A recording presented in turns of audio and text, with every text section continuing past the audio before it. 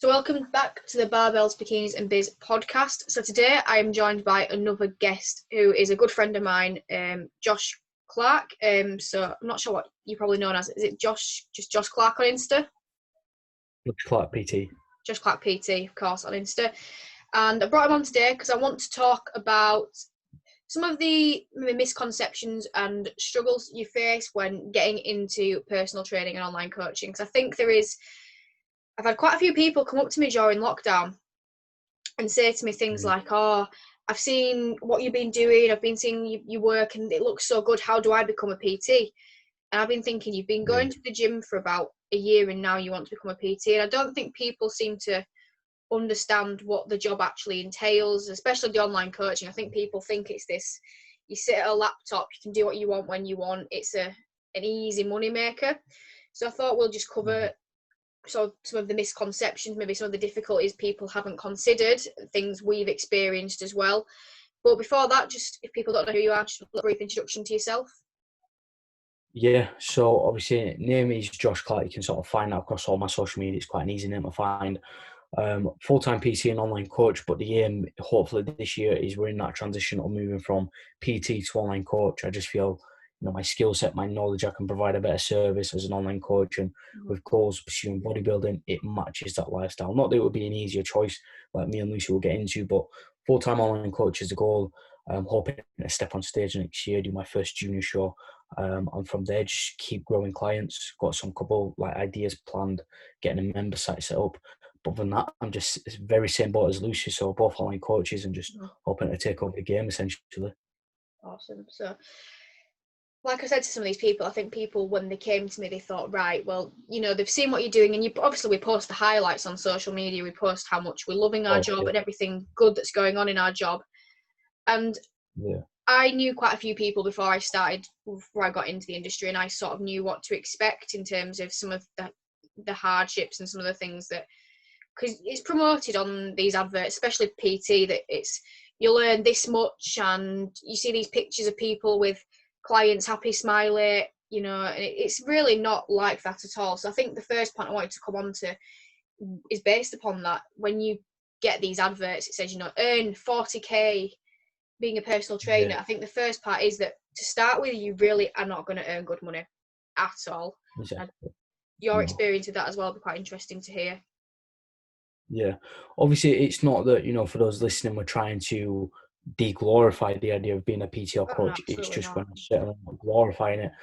The idea here is if you are wanting to be a coach, everything needs to come from inside. So you need to make sure that you actually have the passion to help. Yeah. So an insight to me, for example, I initially started by going to the gym. I always had that sort of wanting to be better, and I instantly used to get such a buzz just from watching YouTube videos and telling my friends to do a curl this way or do this type of curl, and it was that passion of helping people that is still very much prevalent today. So if you are getting into coaching and you think, like Lou said, it's a 40k a year job and you're in it for financial gain or an easier lifestyle, not only will you fizzle out, but you will then not get the riches and finances that you want. Absolutely. You need to make sure that you have that passion, because passion will prevail amongst all in the end. And I still get that buzz now from coaching for a long time, setting people up, posting that intro video. I still get that buzz now. I would still be doing what I was doing now if I was broke. You want that kind of passion within your life, and if coaching doesn't deliver that for you, don't pursue it at all. Absolutely. And I'm in a financially good position that I still live at home, and I've set off on a good, I've only been in the industry about 6-7 months now, but again, that passion needs to be there, and that's what I've learned. The more I've put in, the more I have then reaped the reward. And what I've put in, this is not me saying how good I am or that I'm working harder than anyone else, but I have put in the hours because I'm passionate, and I think everything has paid off from that respect. So it's not a case of, as well, of, I think, like other jobs where you'll just rock up, do your 9 till 5 sort of hours, and maybe work a little bit harder, and then you might get the benefit, but it's all on your terms as well. And that's another thing as well, that everything is down to you. There's no one telling you, your boss isn't telling you to go clean this or go fill out that report for me. It's you. You just left to your own devices, and it's your own business really, which is something that I personally did not think about and consider, that I need to not just think about. I thought my passion alone and my knowledge alone would be enough, I didn't realise the business side of things until I spoke to people like yourself and a couple of other friends, that I need to change my mindset a little bit and understand that I'm a business. It's a lot of it's just taking action. Like the person I was last year in 2019, the person I am now, it's almost unrecognisable. Like I'd almost have to reintroduce myself. And the idea here is you need to be applying what you're learning, and you need to make sure that whatever is going on and whatever you are learning, you are instantly applying to your life, and not just sort of like keeping it upstairs. Because only what's going to happen is you're going to be stagnating, and you need to learn that people are going to give up on you left, right, and centre. 100%. People are going to be there. People are not going to be there. So, like Lucy said, when you was kind of sort of not clapping for yourself, you need to be more assertive with that. Tell yourself that you're doing well done.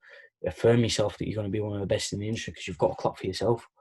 You are your business and what you stand for. You need to make sure that you're applauding yourself for your successes, because no one else is going to do it for you. Absolutely. How did you sort of come about learning the skills of business? Because I had not a clue when I came into it. I didn't understand, obviously, the boring side of things like taxes and stuff, which I've had family help with. But in terms of the sort of the marketing side of things, which you really need to be thinking about, how you promote yourself on social media.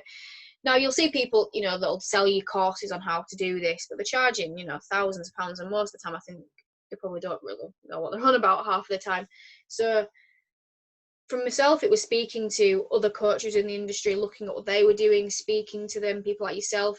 How did you develop the sort of business skills and mindset in terms of the marketing? Did you study at school, anything like that? So obviously you've got, with anything sort of like, if you think driving lesson, any sort of exam or anything in life, you've got theoretical, you've got practical. Now I did my level 2 at college. That got me my level 2 gym instructor, but we know to go on PT, you need to do your level 3. Now I had the choice. I could have stayed on and done that of college, which would be more theoretical, but I had an opportunity where I got taken on as an apprentice at a gym. So a lot of my knowledge regarding marketing was more practical. So I was learning whilst earning on a job, as the apprentice usually says. So my manager was sort of like my first mentor. I was lucky to have someone that had, owned multiple gyms, had a strong career as a PT. So I learned a lot about marketing, email marketing. And from a young age, I was always taught stuff that a lot more advanced PTs were doing. And then from there, it was just researching. You'll know yourself from being a PT. There is a lot of time, especially if you're not paying rent. So I do a lot of shifts and stuff like that. Once you've done your cleaning jobs, there is nothing really to do. So sometimes you can be left with 6 hours. And you have two choices. Are you going to use those 6 hours to scroll through your phone, post a couple of stories, or are you going to use those stories to read books, to read articles? And all I would do, you can literally ask the people at my old gym, all I used to do is I used to have my head in a book. I always had my head in a book, or I was always walking, listening to a podcast. So it was making sure that within the hours that I had, it was constructively about learning new marketing techniques.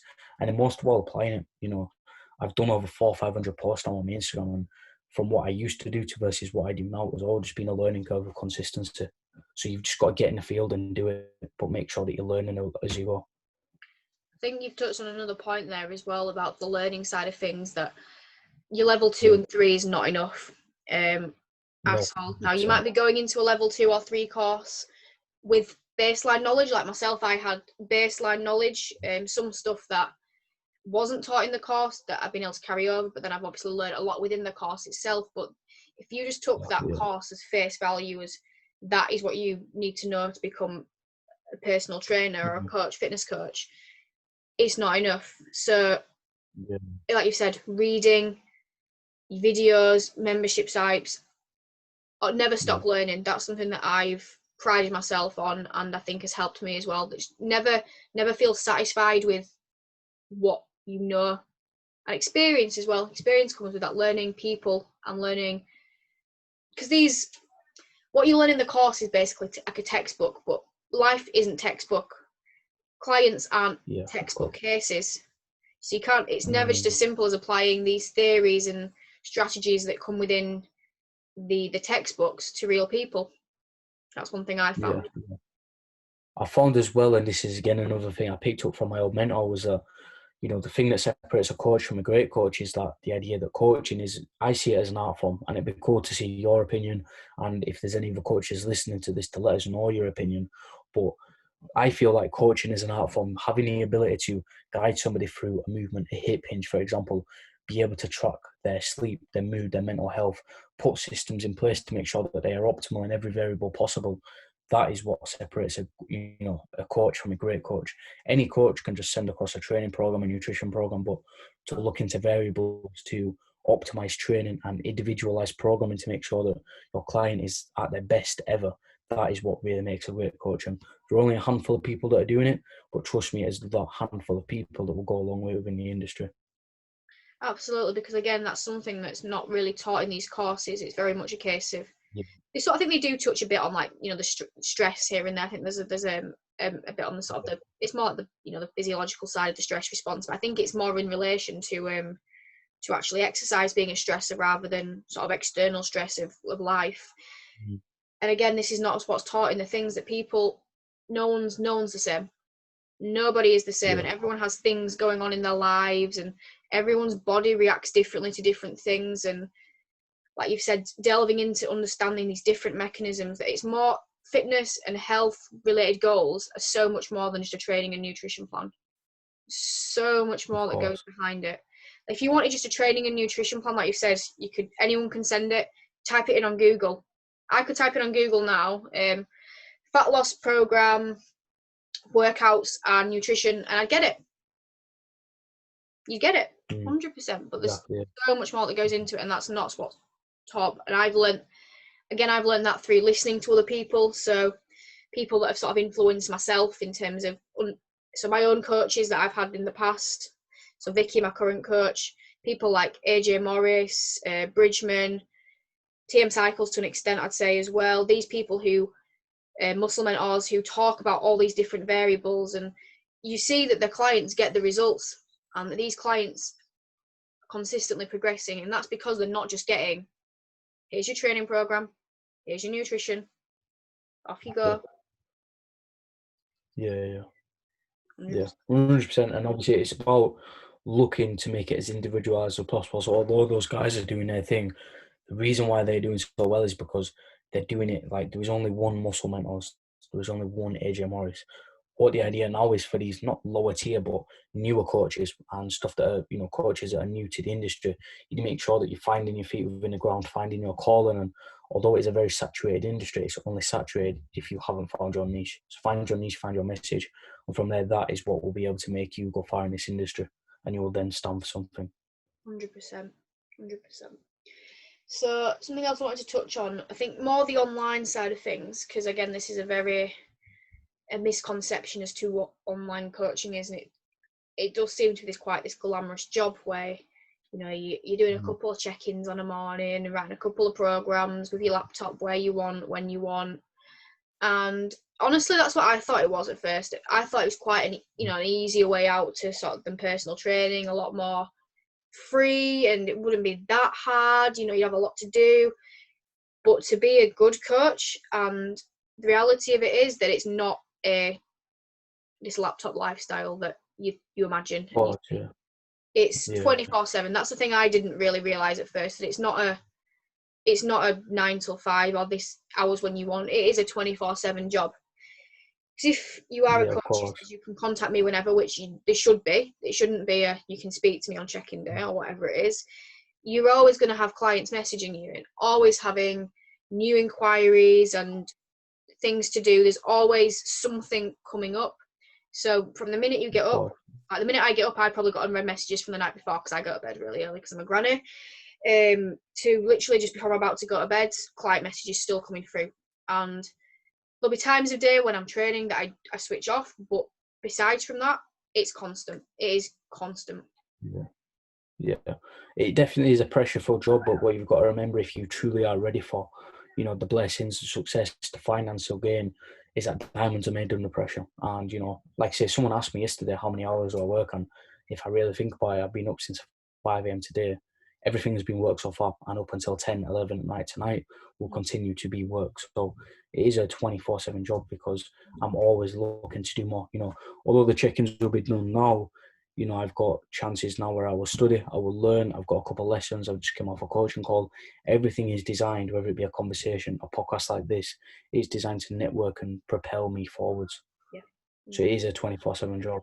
100%. And I think people don't necessarily see that. And I know for self, like for my family and stuff, they'll see me doing the bits. They what is the, they're just the online coaching, which is writing up plans and doing the check-ins, and that's, it depends how busy I am, and like this week I've had quite a few people join the team, so I've got quite a few plans throughout. Other weeks it'll just be sort of making sure everyone who I've got on board is just ticking along nicely.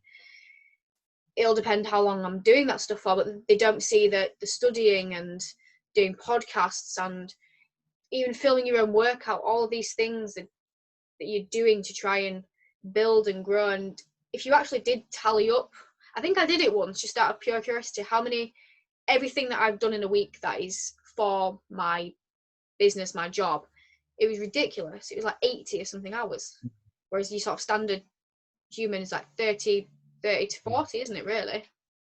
I mean, but it's like, even your own head can be a workplace at times. Like the thought, like it's good mentioning the tasks that we do for the day, but what about, even just the thought processes and the emotions that you think for the day? I can work myself in, like we just mentioned before this podcast, like I feel like I have to do so much that I'm getting almost paranoid and stressed that there's not enough hours in the day. Like I'm at the point now where I feel like I could do with more than 24 hours in a day. It's the emotions that you always have to be doing more. So there's definitely a mental strain on it. But again, referencing back to diamonds are made under pressure. If you're ready for it, you will be able to handle it. Absolutely. And again, I think that sort of touches upon the point that it was one of the first things that was said to me by a good friend of mine, Amy, who's also a coach. Shout out, Amy. If you ever listening to this, she's very good in what she does. And she's thrived. And so when I sort of got into PT and online, I was like, right, Amy, give me some. I just want some advice, because obviously I'm new. I'm the new person on the block. I don't know what I'm doing, so I don't want to be someone who pretends they do. Just give me some advice. What have you learned? What mistakes have you made? And the first and most important thing she reiterated to me was, it's going to be an emotional roller coaster. It's everyone has peaks and troughs with work. You have a bit of stress here and then things are good. But with this sort of industry, it's a roller coaster in that you'll have days where everything's amazing, all your clients are thriving, you've got inquiries, you've got engagement on social media, everything feels good. And then the next day, you lose 4 clients, no one's liking your posts, you're stressed out, and it just goes like this and this and this, and so you have these extreme highs and lows, which I think for some people, like you said, could, if you can't deal with that pressure, could really throw you off. And I know sometimes I've felt that, like when I've had like a day where I've lost a couple of clients, or I've spent hours creating a post and a video and it's got like two likes, 2 views, and you've spent hours and you're thinking, is it me? Am I not good enough? And I think you do have to always remember that if you're consistent and working hard, some things won't work, but some things do. And you've always got to remember that things do work. Well, the thing is, you've answered your own question there in some degrees, because the first thing you said, you was the new kid on your block, and your first initial thought process was asking for help. You had that, you didn't have that much of an ego or pride that you was willing to ask for help. And that is a lot of things that I see coaches across social media and stuff like that. They're that afraid to ask. They would rather copy and imitate other people than to just drop their ego and just say, look, can you help me with this? And again, I see other coaches that they'll feel like if I'm telling them something, that I am more than them. And even me as a coach, I've got the muscle mentors, I've got AJs, I spend easy a good probably £100 a month on membership sites. So I will never be at the top, because I'm always willing to learn. I will always ask people questions. Multiple groups I'm part of that design to help me learn. Like, you need to drop that pride and just ask for help sometimes, and then from there you can only open the opportunities and learn more. Absolutely, there's no shame in asking for help. And again, it comes back to that thing that your courses, the baseline courses, just they won't teach you. Exactly, they'll give you a platform, they give you the basics, and to be honest, it's more, I would have learned better from some of these, just listening to people like AJ Morris, Muscle Mentors. Like if they'd have done a course on sort of personal training, fitness coaching people, I think I'd have learned more from that, practical wise, than I would have done from this. But it's legalities, isn't it? You have to do it, tick the box and that sort of side of things. But yeah, so what about these extreme highs and lows? Is that something you've experienced yourself as well, of like having these moments where everything feels like you're top of the world, everything's on track, and then coming back down? 100%, definitely. You know, obviously we've got this thing called imposter syndrome, which is where, you know, you're doing so well, you get to a point where you feel like you aren't worthy of the successes, you aren't worthy of deserving how well you're doing. And I was always shown, because sort of like upbringing and stuff like that, I was always shown the adult world at such a young age. So for me, although I am 20 years old, I've always been, you know, shown to work rate of a 25-year-old. I follow and purely engage with the top coach in the industry or other coaches like yourself. So I'm always expecting myself to perform 10 years ahead of the game. And it does influence some highs, some lows and stuff like that. But, you know, it's just about keeping focused. As long as you're doing something that, you know, as long as you're being yourself, you will always offer the world something new. Yeah, 100%. So Now, this is something that I've experienced myself recently. And I think someone talked about it on a podcast or on a post on Instagram. And I think it's something that's not talked about enough, is just admitting and being honest about the fact that you aren't perfect. And of course, yeah. the point that I'd actually written down sort of in advance was that not every client is going to be this success story, because that's what you see on Instagram, right? Transformation and videos of your client doing a PB, but you know, you don't see the clients that don't work, or the clients that don't get the results because whether it's, you know, your relationship didn't work, they weren't following your protocols, they didn't want, you know, whatever the reason is, you don't see those. And I think at first I had a client like that, a personal trainer client, who just would not do anything I said. She refused to do any of the sort of, so I said, right, we're doing this now. No, not doing that. And it made you feel really demotivated, because you don't see that on social media. You don't see what's going wrong in people's, whether it's online or one-to-one. I think that's something people need to realise as well, that not every single client you will be able to work with, not everyone is going to want to work the way you work. And people just won't fit with you. And not everyone is going to be this person that comes on board, is super motivated and gets that £10 off. You can post a picture on Instagram. Unfortunately, it's not always the case. Well, as well, you know, this is the beauty of individualism and programming. You know, I have certain clients that, although I am a coach that is available 24/7, I have some clients that just purely miss it. I only speak to them on check-in days, and that's perfect. Okay. I have other clients where I'll do 3 check-ins a week, and I'll speak to them every single day. I'll do phone calls. That sort of individual approach will really help you understand different clients. And, you know, I can tell you're similar to me. We're both very harsh on ourselves, but one thing that's really driven you, I'd say you've 10 extra growth in the past, you know, month or two, just by purely being so individual with your programming. Like the UAF brand is really becoming something that's cemented with the industry now, and that's what we want to see. Yeah, 100%. So, advice. Let's wrap it up and talk about main points of advice. Let's start with sort of PT, because that was the main. That was actually what I got more. I think in general, more people. I think people who actually are PTs are wanting to do online. But let's talk about these people that approach me, asking me about being a personal trainer, who, you know, they've not done anything like this before. Some words of sort of wisdom advice as to, you know, what the lifestyle is going to be like, what they need to sort of mentally, sort of physically prepare themselves for, and tips on how they can transition into that job successfully. I'd mainly, so again, going back to the initial point of having that passion, and just the main thing is that you're going to have hurdles. Hurdles are designed, like, you will not go into this industry without having hurdles. Some of the greatest lessons you will learn will be from rock bottom. You know, half the life lessons I learned purely came from the shitstorm of 2019 last year. But I came into 2020 with some of those valuable lessons. So when it comes to a problem, first address the problem, then you can begin to prepare for it later on. So understand that you will have days, like Lucy said, where you will lose clients. You will have days where posts will get zero engagement. You know, I've done YouTube videos and Instagram posts where I've worked, you know, upwards of 6 hours to finalize, and it can absolutely flop, and it can be disheartening at times.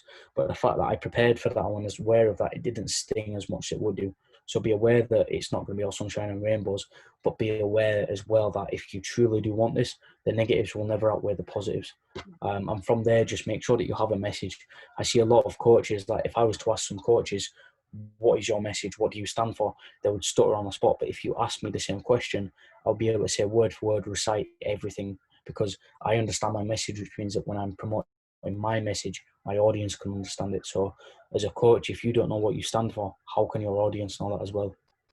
100%. And that is probably the fundamental thing, is the passion needs to be there and the work ethic needs to be there. If you've got the passion and because if the passion's there, you won't care how many hours you work.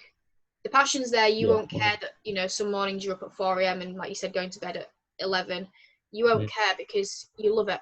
And, you know, if you're not someone who wants that 9 till 5, you know, stable, you know, this many hours a week, more of a secure, that's fine. But if you love fitness and you love, I think it's not about fitness. I think the main passion has to come from the desire to help and the desire to care. Like, fitness alone is not enough, because in general, most people's fitness passions are selfish endeavors, without sounding sort of harsh about it. It is, because my fitness passion is bodybuilding, and that is my passion around the bodybuilding side of things. And, you know, you may love bodybuilding, you may love CrossFit, you may love just, you know, going out for your runs, but do you have that passion to then help other people? And I think that needs to be the fundamental underlying mechanism that drives you, more than just a love for fitness. It needs to be the love for fitness for sure, but that innate passion to help someone else. Yeah, you know, and you definitely have to have that driving force. And although me and Lucy are going on about passion and emotion, there is nothing wrong with being money motivated. You know, it does make the world go round. But as a point on money that we can make for, and you can apply it to your clients, you can apply it to your life. If you go to chase money, you will get nothing. But when you have what money wants, that is when things will get interesting and you really start to see the blossom. So to translate that into coaching, you know, don't go chasing clients. Instead, use your time to focus on what the client wants. So knowledge, trust, use your before and after photos, generate testimonials, stuff like that. Produce valuable content that speaks to your audience. That is the stuff that would then bring the content, you know, the clients in, and as a byproduct, the money in. So reverse engineer, and often, you know, make sure that your actions are actually designing you to move forward.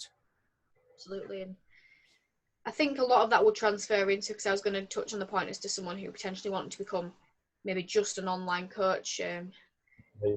I think most of the principles there transfer across as well. I think the only difference with online coaching is that you actually legally don't actually need any qualifications, unlike PT where you need.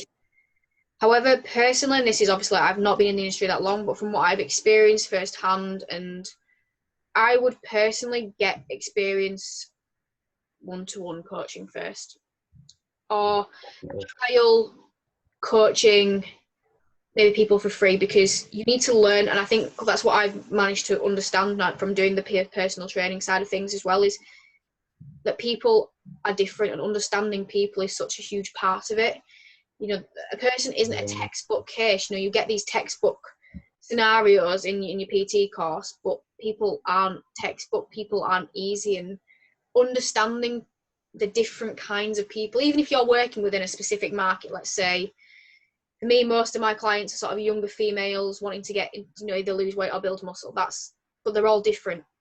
They're all so different. You know, they might have very similar goals, similar ages. They have different jobs, different commitments, different levels of experience, and being able to understand and apply those is key. Because as well, that's another thing, is I think this is where I made a mistake at first as well, that because I've been training for years, you forget that someone comes to you who's setting foot in the gym for the first time. You need to be able to understand how they feel, being able to explain to you a deadlift. To me, is a deadlift, I can just walk up to a bar and deadlift, but to them you need to break it down into an idiot's guide basically, and make it so simple and help them understand. And I think doing that in person gives you so much more experience, and it just makes it so much easier to do it. Because if someone online comes to you and says, "Oh, hey Lewis, you programmed me some lat pull downs. How do I do them?" You could literally write out, you know, with technical words. But actually, if you've gone into person and understand explaining it in person, that's helped me so much. Yeah, definitely, 100% agree. And it's something, again, that I see as you do work the gym floor, you understand behavioural patterns, you understand, you know, energy, and to me, energy speaks more than words. So understanding how a person's behaviour is, their mood, like someone can say they're fine, but by judging off their energy, I'll know truly whether they're fine or not. And it's those types of concepts that you will learn on a gym floor. stepping into the online world, if you don't have that basic understanding of human emotion, behavioral patterns, motor patterns, you can't really instruct proper coaching, which again goes back to the point I've made of coaching being an art form. You need to understand how to coach a movement, and not only that, be able to break it down to multiple people. I've got clients that are, dyslexic. I've got clients that just don't read. I've got very sedentary clients that just want to watch a video. So it's about creating systems that accumulate and are custom for different clients. And from there, that is how you can grow a base and start to transform and work with different people. Absolutely. And I think I've said, just to finish off again, but I think this is actually a very good point to finish off. One sort of key error that you've made, either in personal training or online coaching, that you would, tell people, to let people know of, that maybe then they can not then make that mistake. Or, I mean, mistake for me is I wouldn't ever call it a mistake. I'd always call it a learning experience, because you do learn from mistakes. But there are things for sure for myself that if I'd known in advance, I just wouldn't have done. And they get going. I think it would have benefit me to not do them. So do you have anything that you would put in that bracket? The biggest one would just be not applying knowledge. For example, it's great if you're reading books, if you're listening to this podcast, but what's not great is if you're not applying it. So listen to the points that we're saying, listen to what Lucy's saying, listen to what I'm saying. But not only that, I want you to make a conscious effort today of applying what we've taught. So, start asking your clients for video feedback, start reading a book, but applying what you're learning. And it's applying the knowledge in theatre, in practical actions that will really take you far as a coach. And that's not just me saying it. Like, literally, you could scroll through my account, see the stuff from 2019. I was always wondering why I wasn't getting clients, why I wasn't growing yet. I was reading a book a week. But when I looked at, the sales, the revenue, the knowledge, I wasn't applying anything. Whereas fast forward to now, when I don't read as many books, but I'm applying every knowledge that I learn, that's the stuff that's making me grow as a coach. So to summarize, just start applying your knowledge, what you're learning. Yeah, 100%. I think my biggest mistake ever was, I don't know, because I think I've not seen anything as a negative. I've learned, I think I understand and appreciate that when you are new to something, you will make mistakes and you will learn. So I think I've not really, thought about things or beat myself up about things, because I thought, well, you're new. If you were, a new person in an office, or you would be making mistakes and learning and getting better, and that's the same in this industry. And hand on heart, I can say that each month I look back, I reflect on my practice and I reflect on what I've learned and the changes I've made to my systems. And each month, from where I was in January, things such simple as the coaching sheets I now offer clients, they're more educational, like I said, applying the knowledge. So I'm making sure they've got more on their sheets, they look a bit better, everything is slowly improving. And I think that's something as well. So if you feel like that and you've just started out and you see, because it's very easy to compare. So you see, people that inspire you in terms of other coaches or trainers, and you see what they're doing, and you're like, why is my stuff not looking like that? Why do their sheets look so good? Why do they have so many clients? You've got to remember that experience is key, and they will have been you a couple of years ago making those experiences.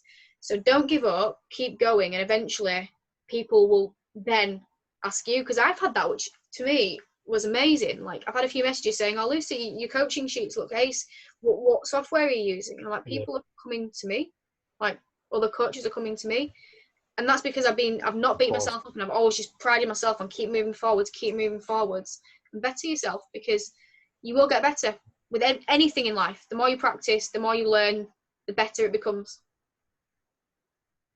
The best things are a result of consistency, and you need to make sure that you're doing the consistent stuff. Because, for example, a lot of my clients, one of the key questions in my consultation form is, how did you hear about me? Or it'll often come in conversation. I've had some clients where they've only bought from me after following me for upwards of 6 months. So it's that type of trust. If you think that's not just an overnight sales, although it took 2 seconds to transfer and set up the payment, it was 6 months of daily posting of multiple stories of valuable info. So you have to be consistent, and don't hop in, don't look at the top coaches and instantly do what they're doing.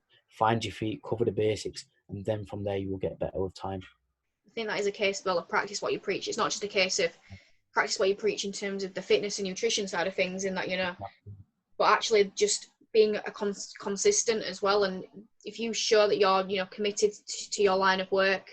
Because someone said that to me, like, I've seen, you know, how much care and attention you put into your clients, and that's why I've approached you. So, you know, showing, you know, not just showing, you know, this is me doing a squat. I squat. I'm telling my clients to squat, so I'm going to squat. And this is me eating my protein because, you know, I'm preaching to my clients. But just actually showing that you are consistent and dedicated to what you do. So the consistency element does need to be there. And I think social media is huge, and you do need to be present on there now. Not all your clients will come from there, because I've got some from the gym and sort of more Facebook. The older people, that's something horrible. That sounds horrible there.